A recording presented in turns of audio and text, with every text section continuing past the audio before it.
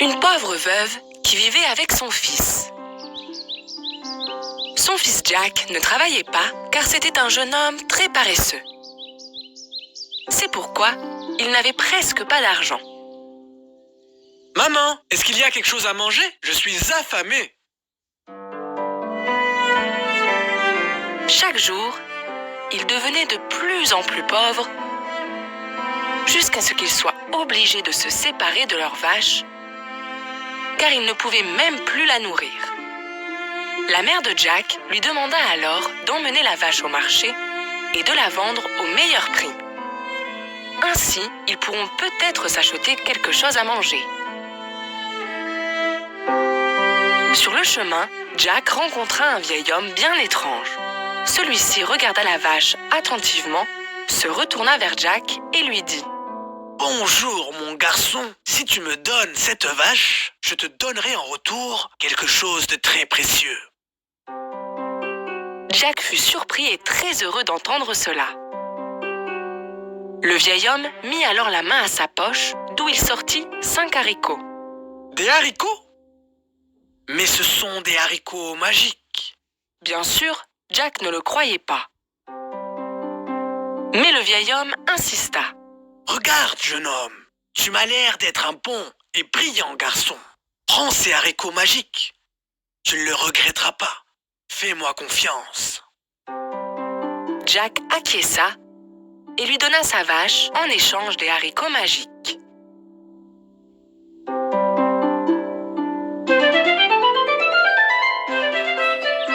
Satisfait de l'échange qu'il venait de faire, Jack rentra chez lui. « Maman, regarde ce que j'ai !» En voyant Jack courir vers elle si content, sa mère pensait qu'il avait vendu la vache pour une belle somme. Mais ensuite, quand Jack lui montra les haricots magiques, sa mère se mit en colère. Elle jeta les haricots magiques dans le jardin et envoya Jack dans sa chambre. « Tu es puni et je t'interdis de sortir jusqu'à nouvel ordre. Tu seras également privé de dîner ce soir. »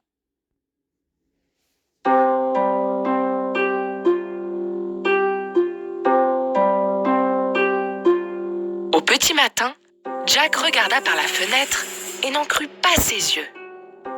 Devant ses yeux, une tige était en train de pousser très rapidement.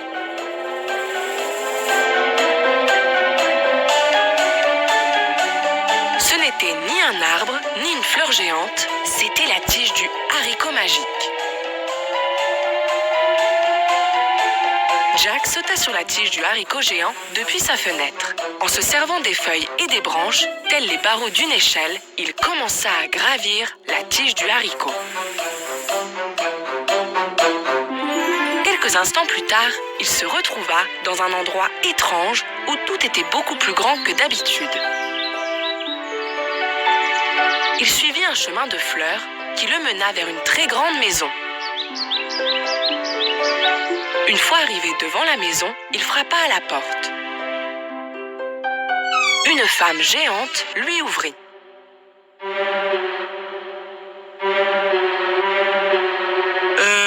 Eh bien, je voulais vous demander si vous aviez quelque chose à manger. Oui, mais tu devras t'en aller avant que mon mari ne soit de retour, car il adore manger les petits enfants. Jack était un peu effrayé, mais il était aussi très affamé. Juste au moment où il allait se mettre à table pour prendre une bouchée, il entendit une voix grave qui venait de l'extérieur. Pimpin, je sens une odeur d'enfant. Cru ou cuit, je prends.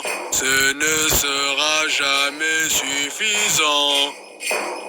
La femme appela Jack. Cache-toi dans le four, mon enfant. Jack ne réfléchit pas 2 fois et sauta dans le four. Le géant arriva dans la cuisine et commença à renifler. Je sens une odeur d'enfant. De quoi parlez-vous, mon cher? Vous devez probablement sentir la viande que j'ai donnée au chat hier. Après avoir fini son dîner, le géant commença à compter son or.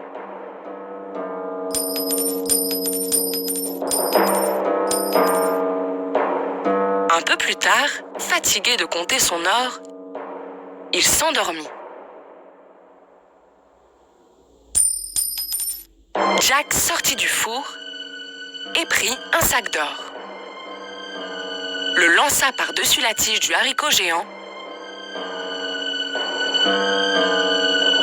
et se mit à descendre. Il reprit le sac d'or et courut immédiatement chez lui. Quand la mère de Jack vit l'or, elle était très heureuse. À partir de ce jour-là, elle savait qu'il ne serait plus jamais pauvre ni affamé. Mais, quelques mois plus tard, ils avaient dépensé tout l'or. Jack n'avait d'autre choix que d'escalader à nouveau le haricot géant et de se rendre à la maison des géants. Cette fois, l'épouse du géant était quelque peu suspicieuse. La dernière fois que tu es venu, un sac d'or a disparu. Mais elle eut à nouveau pitié du jeune garçon et l'invita à l'intérieur. Peu de temps après, le géant rentra à la maison. Pimpin, je sens une odeur d'enfant. Cru ou cuit, je prends. Ce ne sera jamais suffisant. Dès qu'il entendit la chanson du géant, Jack sauta à l'intérieur du four.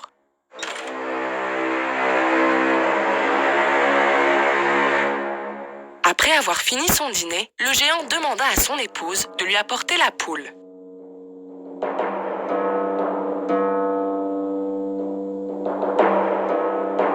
Et ordonna à celle-ci de pondre un œuf. À la grande surprise de Jack, la poule pondit un œuf d'or.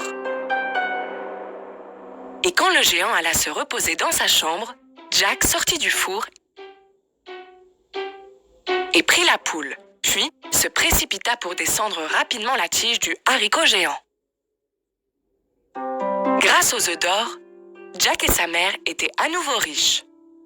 Mais, quelque temps plus tard, Jack décida de tenter sa chance encore une fois et grimpa de nouveau le haricot.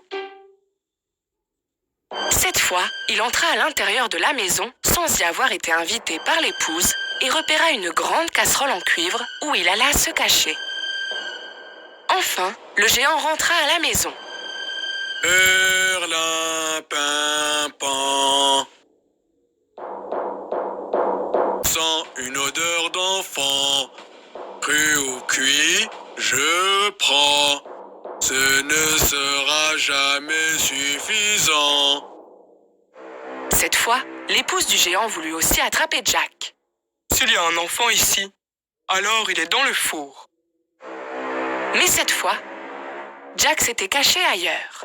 Le géant et son épouse étaient déterminés à trouver le garçon. Mais ils ont eu beau chercher dans toute la maison, Jack était introuvable. Après leur dîner, le géant mit une harpe en or sur la table et ainsi lui ordonna de jouer.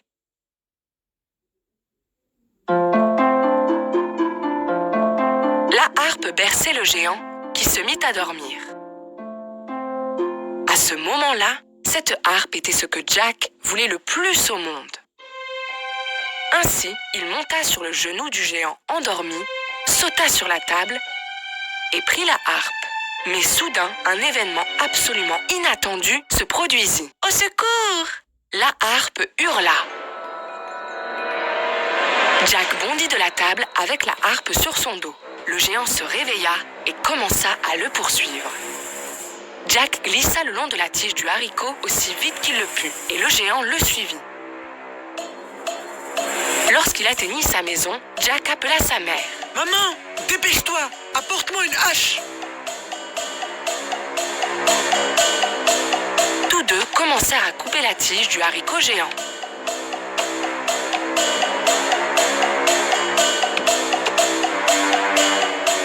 Et finalement, la tige du haricot et bien sûr le géant s'écroulèrent dans un énorme fracas. Ils étaient enfin à l'abri du géant. Oh mon Dieu, nous sommes sains et saufs. Ils étaient en sécurité, mais Jack regrettait très fort tout le mal qu'il avait fait. il a failli perdre la vie à cause de sa cupidité. Il promit à sa mère que désormais, il ne volerait plus jamais et aussi qu'il travaillerait dur. À partir de ce jour, Jack et sa mère ne furent plus jamais pauvres. Leur poule aux œufs d'or les aidait bien, mais Jack aussi ne cessa plus jamais de travailler.